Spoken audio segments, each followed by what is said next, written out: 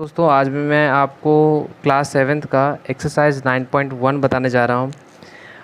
और इसको बताने से पहले सबसे पहले कुछ आपको इम्पॉर्टेंट पॉइंट्स बता दूँ जो इसमें क्या पढ़ना है। तो दोस्तों एक्सरसाइज 9.1 ये आपका है rational number.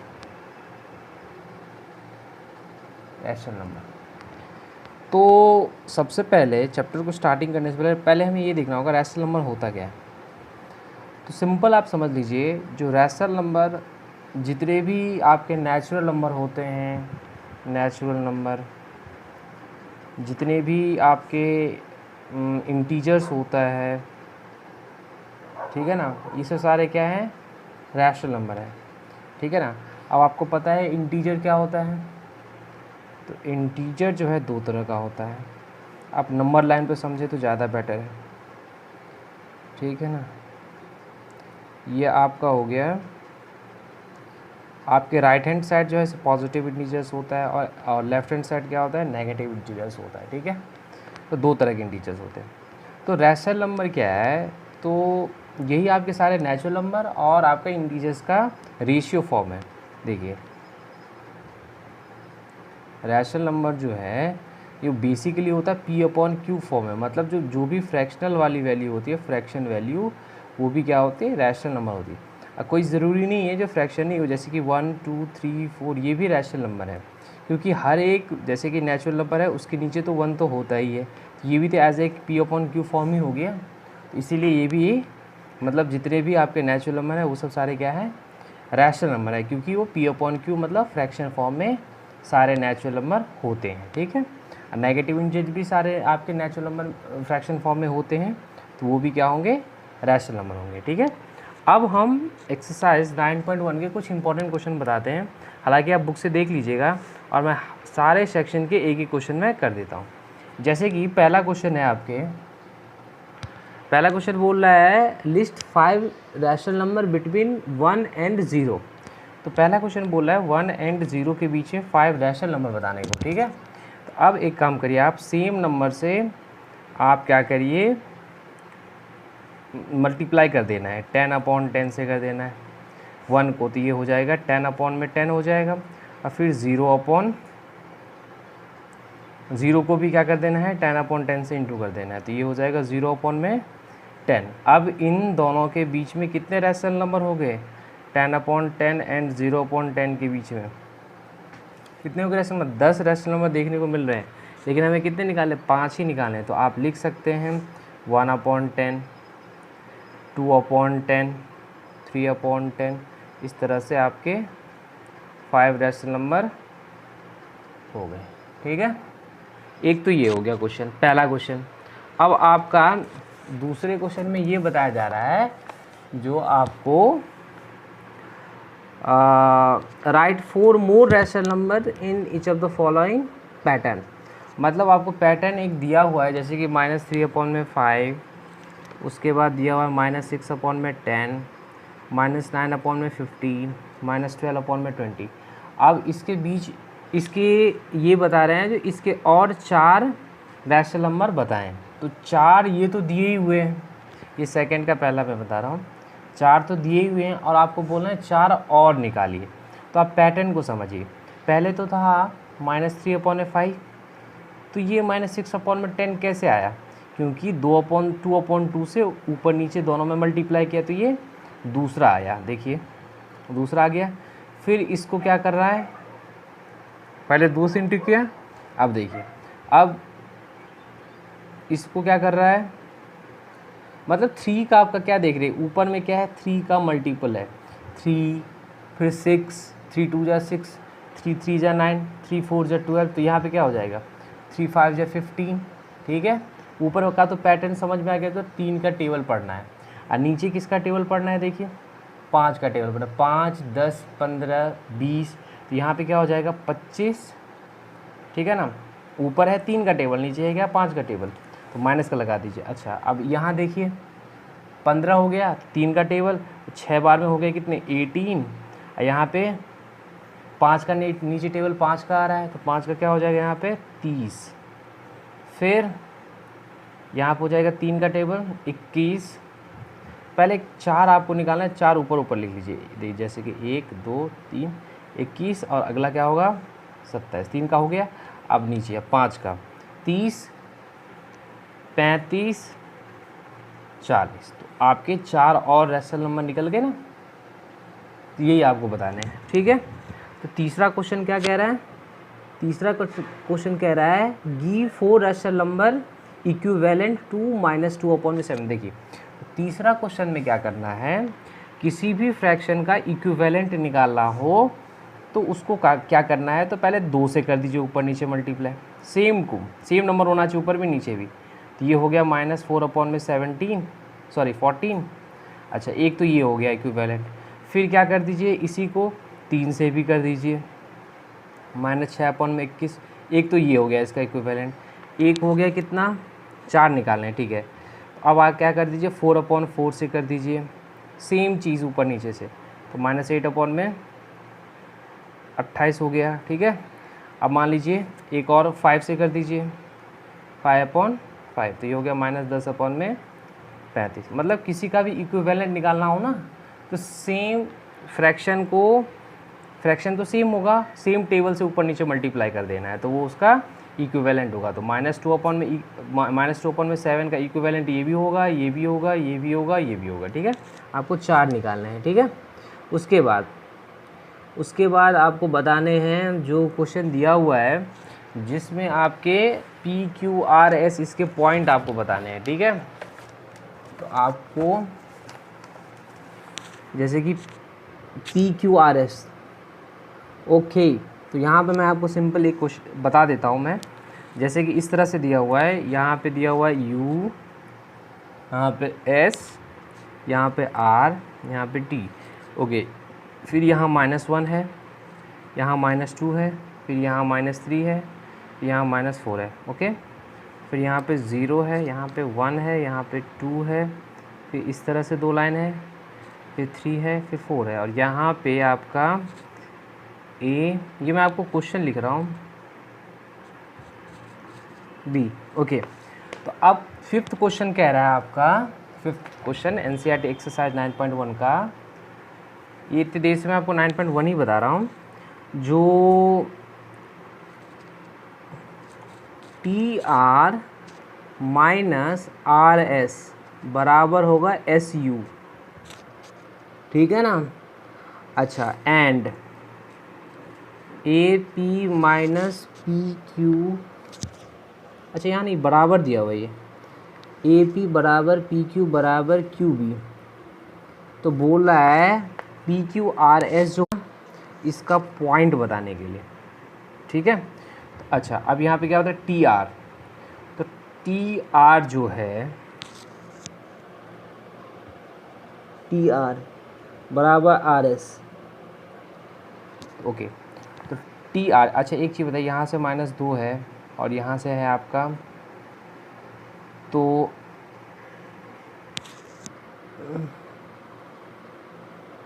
Name the rational number, okay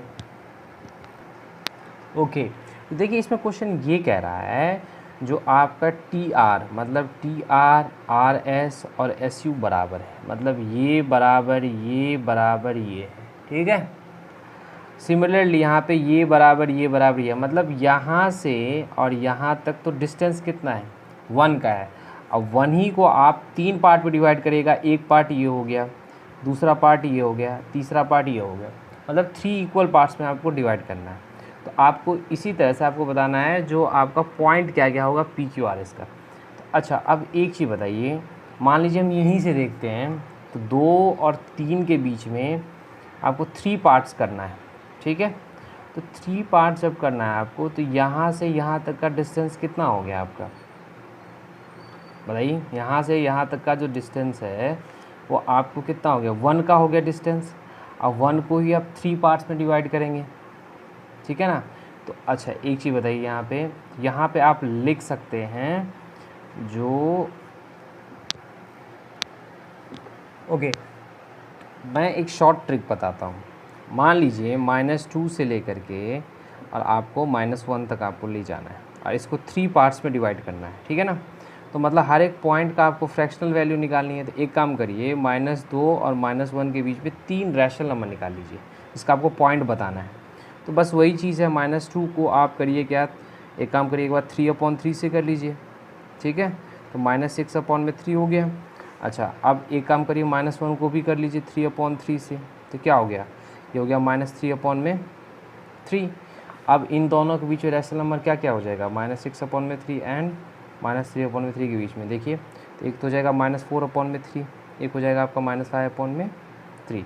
तो इस तरह से आप इन दो वैल्यू के बीच में, मान लीजिए यहाँ पे 2 था तो ये u था, यहाँ पे s था, यहाँ पे r था, यहाँ पे t था। तो इस तरह से आपका दो जो वैल्यू है -2 और -1 के बीच में कौन कौन से आ गए, एक तो आ गया -4/3, तो ये आपका हो गया -4/3, और ये क्या होगा -5/3 r हो गया, ठीक है। इसी तरह से मान लीजिए अब आपको बोल रहा है इस तरह से प्लॉटिंग है 2 और 3, यहाँ पे दिया हुआ है a और b, अब बीच में दे दिया है PQ। तो सेम चीज़ है, आपको इन दो नंबर के बीच में आपको दो रैशनल नंबर निकालने हैं, ठीक है ना। तो दो रैशनल नंबर कैसे निकालेंगे, आपको पता ही है, दो ही निकालना है, 3/3 कर दीजिए। अब 3/3 कर लेंगे तो ये हो जाएगा 6/3, और ये हो जाएगा आपका 3 को 3/3 से कर देंगे तो 9/3।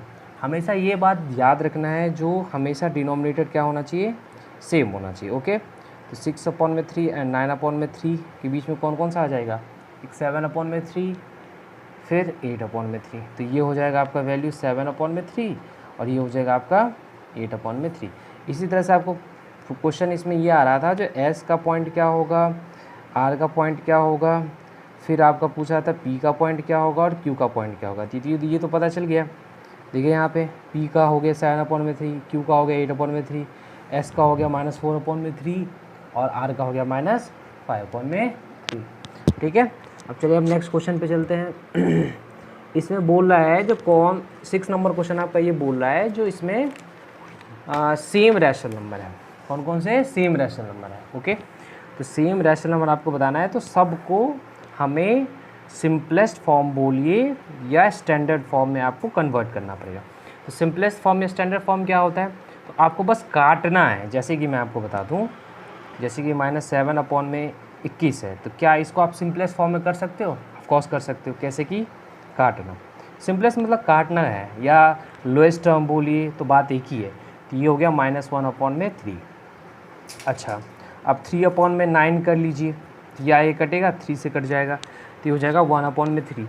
आपको ये बताना है 6 के फर्स्ट क्वेश्चन में, जो क्या दोनों फ्रैक्शन सेम है, कहाँ से भैया सेम है, ये देखो आपका ये नेगेटिव हो गया, ये नेगेटिव फ्रैक्शन है, और ये है पॉजिटिव, तो क्या दोनों सेम है, नहीं है, ये सेम नहीं होगा, ठीक है ना। अच्छा, अब एक और क्वेश्चन आपको बता दूं, जैसे कि -16/20 एंड 20/-25। अब इसको करके देखते हैं, पहले सिंपलेस्ट करिए, मतलब छोटा करना है। तो 4 से ये 4 बार में 16 कट जाएगा, और 5 से ये 4 बार में 16 कट जाए, तो -4/5 हो गया, ठीक है। अब 20/-25 का कर लेते हैं, तो 5 से 4 बार में 5 से 4 बार में कटेगा, ये भी 5 से कट जाएगा 5 बार में, तो -4/25। तो क्या ये दोनों सेम है, ये तो सेम है, तो ये होगा यस। तो यही आपको पता करना है, जो कौन सा फ्रैक्शन सेम है कौन सा नहीं है, तो ठीक है। उसके बाद अब आपको बताना है, कोई भी फ्रैक्शन को आप 7th में जो सिंपलेस्ट फॉर्म में कैसे करते हैं, तो वही चीज़ है, सिंपलेस्ट बोलिए फॉर्म या स्टैंडर्ड फॉर्म, सेम चीज़ होता है, मतलब छोटा करना काट पीट के। तो -8/6 को देखिए कौन सेम टेबल से दोनों को काटना है, तो देखिए 2 से दोनों कट जाएगा, ये कट जाएगा 2 से 4 बार में, ये 2 से 3 बार में, ठीक है। तो -4/3, तो ये हो गया इसका सिंपलेस्ट फॉर्म, ठीक है। अच्छा, एक मैं और बता देता हूँ, जैसे कि हो गया, ये पहला था, फर्स्ट क्वेश्चन था, ये आपका तीसरा क्वेश्चन -44/72। अच्छा, अब देखिए ये कटेगा कितने बार में, 4 बार में कटेगा, 11 से एक काम करिए, 4 से इसको काटिए, तो 4 से 11 बार में कटेगा, ये 4 से कितनी बार में कटेगा, ये कटेगा आपका 18 बार में, तो ये हो गया इसका सिंपलेस्ट फॉर्म 11/18। 80, ठीक है। अच्छा उसके बाद उसके आगे चलते हैं। आगे में क्या कह रहा है, 8 नंबर क्वेश्चन कह रहा है जो आपका कौन सा फ्रैक्शन लेस है, ग्रेटर है और इक्वल है बताना है, ठीक है। अच्छा अब आपको बता दूं, कोई नेगेटिव वैल्यू हो अब कोई पॉजिटिव वैल्यू हो तो छोटा कौन होता है, नेगेटिव हमेशा छोटा होगा। जो छोटा होगा तो ये होता है लेस देन का साइन। ये यदि ये चीज़ छोटा है इससे ना तो छोटा का साइन ये होगा, स्मॉलर देन इसे बोलते हैं। अब इस तरह का होगा, पहले प्लस होगा बाद में माइनस होगा, तो ये तो बड़ा है इससे, हमेशा इसको कंपेयर इससे करना है, ठीक है ना। ये यदि छोटा होगा इससे तो छोटे का साइन आएगा, ये यदि बड़ा होगा इससे तो बड़े का साइन आएगा, ग्रेटर देन, ठीक है। दोनों बराबर होगा तो फिर इक्वल टू का देना है साइन। और कभी भी कोई नेगेटिव वैल्यू और कोई पॉजिटिव वैल्यू, तो नेगेटिव वैल्यू तो पॉजिटिव से हमेशा छोटा होगा तो लेस देन का साइन आएगा। मान लीजिए पहले पॉजिटिव दिया हो बाद में नेगेटिव दिया हो, पॉजिटिव तो ऑलवेज नेगेटिव से बड़ा होता है, ग्रेटर होता है, तो ग्रेटर देन का साइन आएगा, ठीक है। अच्छा अब देखिए, अब सबसे पहले हमें पहला क्वेश्चन बता रहा हूँ। तो -5/7 और यहाँ पे बोल रहा है 2/3 में कौन सा साइन आएगा। तो देखिए ये चीज़ है नेगेटिव, ये चीज़ है पॉजिटिव, तो ओबियसली ये क्या होगा, छोटा होगा। नेगेटिव वैल्यू हमेशा पॉजिटिव छोटा होगा तो छोटे का साइन आएगा, मतलब स्मॉलर देन आएगा, ठीक है। अच्छा अब मान लीजिए एक दूसरा क्वेश्चन भी करते हैं। मान लीजिए -4/5 यहाँ पर बॉक्स दिया हुआ है। अच्छा यहाँ पे -5/7। अब इसमें तो बताना बड़ा मुश्किल है जो कौन सा छोटा है कौन सा बड़ा है। एक तो सिंपल तरीका ये है, जो दोनों को आप क्या करो, सेम टेबल से ऊपर नीचे मल्टीप्लाई कर लो। जैसे कि देखिए मैं कर रहा हूँ।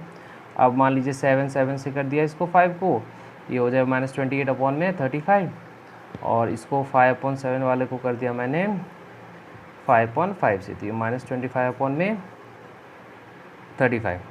तो अब पॉजिटिव फ्रैक्शन में ये होता था, जो फ्रैक्शन में ऊपर वाला जिसका बड़ा होता था तो वो फ्रैक्शन बड़ा होता था, लेकिन नेगेटिव वाले में जस्ट अपोजिट है।